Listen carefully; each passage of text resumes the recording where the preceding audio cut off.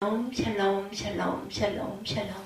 하나님 사랑합니다. 여러분 주 안에서 사랑합니다. 사무엘상 7장 3절에서 6절 그리고 10절에서 14절 미스바에서 에베네셀까지 신구약 성경은 하나의 전쟁이라는 관점으로도 바라볼 수가 있습니다. 그것은 하나님께 예배하려는 자들과 그것을 막는 자들의 전쟁, 예배의 전쟁. 하나님은 첫사람 아담과 하와를 통해서 예배받기를 원하셨고 그들 역시 하나님과 얼마나 관계가 친밀한지 벗고 있어도 부끄러움이 없을 정도였다라는 거죠. 에덴 동산에서 예배는 하나님과 함께 거니는 것이었어요. 하나님은 늘 사람들과 함께 하셨고 사람들은 그런 하나님과 가까이에서 호흡하고 친밀함을 누리죠. 이 세상에 존재한 예배 중에 가장 완벽했던 예배가 에덴 동산에서의 예배, 함께 동행하는 예배죠. 당시 사람이 하나님과 떨어져 있을 때가 있었나 봐요. 잠시. 가장 완벽한 그곳에서 잠시지만 하나님과 거리가 벌어져 있었구나 싶었어요. 마음이 바짝 긴장이 되기도 하죠. 왜냐하면 그 틈을 타고 사단이 놀라운 능력, 사단들은 틈을 타는 놀라운 능력을 가졌습니다. 사단은 뱀의 모습으로 그들에게 접근을 하죠. 결국 선악과를 따먹음으로 사람 영적 전쟁에서 실패합니다. 그들의 범죄 후의 첫 행동, 창세기 3장 7절이죠. 그들의 눈이 밝아져서 자기들이 벗은 줄을 알고 무화과 나무 잎을 엮고 치마로 삼았다. 그들은 자신의 몸이 가려진 것, 하나님과 관계를 스스로 단절시켜버립니다. 몸을 가려서 하나님 앞에 예배자로 서는 것을 중단했다라는 의미가 되죠. 이 첫 예배 전쟁에서 실패한 후에 사단은 더 집요하게 사람들이 하나님께 예배드리지 못하도록 공격을 합니다. 그렇지만 하나님은 이 땅의 모든 사람들이 다시 예배자가 되게 하시려고 모든 은혜와 능력을 주시죠. 그 예배 전쟁의 기록이 바로 성경 전체의 내용입니다. 모세의 영도 아래 출애굽한 궁극적인 이유도 하나님께 예배하는 것 때문이었죠. 다윗과 솔로몬을 통해 성전을 세우게 된 것도 예배하기 위함이었다. 바벨론 포로로 잡혀갔을 때 회당을 통해서라도 유대의 전통을 지키려고 했는데 그 중심에도 역시 예배가 있었습니다. 예수님 오신 이유도 변질된 유대기 지도자들, 세상 권력, 잘못된 신념으로 인해 무너진 예배를 회복시키기 위함이었습니다. 바울의 선교 여행을 통해 곳곳에 교회가 세워지죠. 교회는 예배당입니다. 결국 각국 언어 소위 방언으로 예배가 일어나게 하셨어요. 선하게 신약의 서신서들의 모든 권면 역시 하나님께 바른 예배를 드리기 위함이죠. 계속 이어지는 영지주의 이단 거짓 진리의 공격으로부터 성도를 보호하고 계속해서 예배드려지게 하려고 편지를 보내서 권면한 것이 바로 신약의 서신서입니다. 무엇보다 하나님은 성령을 보내셔서 사람을 변화시키고 계속해서 예배자로 살아가도록 보호해 주시죠. 그리고 그 발걸음은 오직 북경에서 살아가고 있는 그 사람들에게까지 퍼져나갑니다. 교회로 모이고 살아가는 우리는 지금 예배자로 살아가는 치열한 예배전쟁 한가운데까지 와 있어요. 북경 땅에 있는 모든 사람들이 그 전쟁, 땅의 권력과 체제와의 싸움이 아니고 그래서 6장 12절에 우리의 씨름은 혈과 육을 상대하는 것이 아니요 통치자들과 권세자들과 어둠의 세력 주관자들과 하늘에 있는 악의 영들을 상대함이라 이렇게 말씀하고 있습니다. 단순한 장소의 문제가 아니죠. 우리가 기도할 것은 이 땅에 예배자들이 세워지고 주님의 몸된 교회가 승리하는 것입니다. 어느 곳에 있든지 북경에 있든지 남한에 있든지 아니면 북한에 있든지 중국에 있든지 어느 곳에 있든지 연변에 있든지 상관이 없습니다. 구약성경에 기록된 예배전쟁의 장면 몇 가지 교훈을 함께 나눕니다. 우리에게 있는 우상을 제거하는 것이 예배다.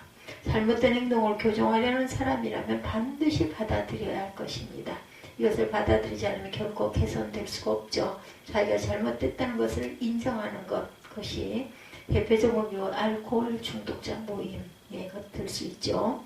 영화에서 보는 장면, 돌아가면서, 이런 말하면, 누구나 같은 선언을 합니다. 그래, 나는 알코올 중독자입니다. 라는 고백이 첫 마디에 고백이 되어 있어요. 화면을 봐도 그렇고, 영화를 봐도 그렇고, 얼마나 힘이 있는지 모르겠는데, 이 말을 함으로 더 이상 괜찮은 척, 정상인인 척, 위장하지 않아도 되기 때문이다. 이 말을 함으로 실제적인 치유가 일어나는 변화를 경험한다고 합니다. 비슷한 그 상황이 바로 사무엘상 7장 오늘 본문의 내용이죠. 3절에서부터 2절에 아주 중요한 표현 하나가 등장합니다.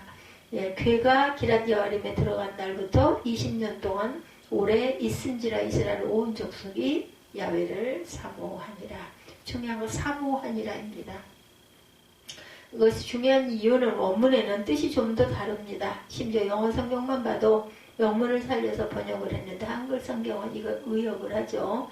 NIV 버전으로 한번 봅니다. 사모하니라 해당하는 표현이죠. 예, mourned and 예, sought after, seek입니다. sought after입니다. 예, seek after. 그래서 애통하며 찾아왔다라는 뜻이죠. 애통하며 찾았다. 왜 하나님을 사모하게 되었을까? 애통한 마음이 생겼기 때문이다. 왜 애통했을까요? 내가 얼마나 죄인인지 깨달았기 때문이겠죠. 근데 그런 죄인을 하나님이 무려 20년이나 되는 오랜 시간 묵묵히 기다려 주신 것. 그래서 먼저는 스스로에 대해 회개하는 마음, 애통하는 마음이 생겼고, 그런 마음을 충분히 경험한 후에 하나님을 찾고자 하는 열정으로 가득 차게 되었다. 중요한 것은 그 다음이죠. 사무엘이 올 때 백성들의 마음이 하나님을 온전히 찾고 구하고 있었어요. 이것만 해도 엄청난 변화입니다. 예, 해결되지 않은 부분 예, 있죠. 3절이죠. 사무엘이 이스라엘 온 족속에게 말하 이르되 만일 너희가 전심으로 야훼께 돌아오려거든 이방 신들과 아스타롯을 너희 중에서 제거하고 너희 마음을 야훼로 향하여 그만을 섬기라. 그러면 너희를 블레셋 사람의 손에서 건져내시리라. 예, 이방의 신들을 다 제하라는 거죠. 그리고 마음을 야훼께 온전히 돌려서 야훼만 섬겨라. 하나님을 향한 열정이 있지만 여전히 우상이 그들 가운데 있었던 것. 열정을 우리가 대단한 사람이 된 것처럼 다 열정이 충만해도 그 안에도 이방신들이 있다라는 거죠. 예, 우리를 잘 냉철하게 들여다볼 줄 알아야 합니다. 우리 내면을 예배전쟁에서 진정한 승리를 이루려면 얄팍한 승리감에 도취되어서 이런 것들을 중단하지 말아야 된다. 우리 속에 여전히 있는 쓴불이 방치되어 있는 잘못된 가치와 전통을 뽑아내버려야 되죠. 그리하면 너희를 블레셋 사람의 손에서 건져내시리라. 약속의 성취입니다. 장소 이전이라는 현안의 마음을 빼앗겨서는 안 된다. 이럴 때일수록 예배라는 교회의 본질을 더 지향하고 예배 전쟁 중에 있음을 더 기억해야 되겠다. 그런 마음으로 나아가고 구하고 기도할 때 하나님은 승리를 주신다는 거죠. 두 번째, 예배는 필연적으로 전쟁을 동반합니다. 이스라엘 백성들이 하나님을 향한 사모하는 마음이 생겼어요. 그래서 사무엘은 그들을 미스바에 모이게 하고 금식하고 하나님께 예배드리게 하죠. 특별히 물을 길어다 붓는 행동을 했는 것은 군더더기 없는 순수 그 자체의 회개이자 가장 순수한 제사였습니다. 열정으로 치장되는 화려한 예배가 아니라 순수한 영혼으로 하나님만 바라보는 에덴 동산에서 완전히 벗었음에도 하나님 앞에서 전혀 위축되지 않은 바로 그 예배의 회복입니다. 저는 우리 생각에도 적어도 전쟁 같은 것이 일어나면 안 되는 거죠. 사무엘의 백성들과 함께 예배드리려고 미스바에 모인 것을 두고 블레셋은 단번에 이스라엘을 쓸어버릴 기회를 생각을 하죠. 그래서 완전 무장으로 하고 불시에 급습을 단행합니다. 사단은 우리가 예배자로 회복되고 예배의 축복 속에 들어가는 것을 가만 보고 있지는 않죠. 우리가 예배를 제대로 드리려고 하면 반드시 우리를 사단은 공격을 합니다. 예배뿐 아니라 신앙 전체로 확장해서 봐도 마찬가지죠. 예, 말씀 읽으려고 하고 기도하려고 하면 예, 뭐 좀 하려고 하면 믿음의 사람들을 만나 서로 교제 나누고 중보 좀 하려고 하면 사단의 공격은 시작이 되죠. 심지어 사업가로 식덕이 출중한 후 불신자가 예수 믿기로 작정하고 세례까지 받았는데 하던 사업이 망하거나 아주 위태하게 만들죠. 그래서 예배드리는 우리 입에 예배드려봐야 소용없네. 예수 믿더니 오히려 더 망했네. 이런 얘기들 많이 합니다. 예, 항원과 항체 싸움 예, 아시죠? 항원, 병균이 우리 몸속에 들어오면 병균을 죽이려고 항체가 생성되어서 항원과 항체가 싸웁니다. 그 싸움이 지속되는 동안 우리는 아파요. 열이 나고 그렇죠? 근데 우리는 그 고열에 시달리는 것이 싫습니다. 그렇다고 항원이 몸속에 들어왔지만 열이 안 나는 것이 좋아요? 아니죠. 열이 나야 합니다. 이 나쁜 병균이 아무 저항을 받지 않고 무혈 입성을 합니다. 조용히 그러나 확실하게 우리는 죽고 만다라는 거. 항체가 싸워 이겨야 되죠. 열이나 소리 몸이 축나더라도 싸워야 한다라는 거. 우리가 예배 형체를 가지고 우리 속에 방치되어 있던 우상숭배와 사단의 유혹에 대항해서 싸워야 되겠다.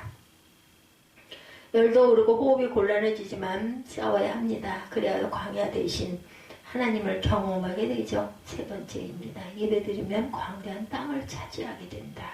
이스라엘이 미스바에 모여 하나님께 예배드렸던 이유는 하나님을 향한 사모함 때문이었지 잃어버린 땅을 회복하기 위한 소위 그 구국성회가 아니었죠. 미스바 예배의 결과가 어땠어요? 14절에 블레셋 사람들이 이스라엘에서 빼앗겼던 성읍이 애굽으로부터 가드까지 이스라엘에게 회복되니 이스라엘이 그 사방 지역을 블레셋 사람들의 손에서 도로 찾았고 이스라엘과 아모리 사람 사이에 평화가 있었더라.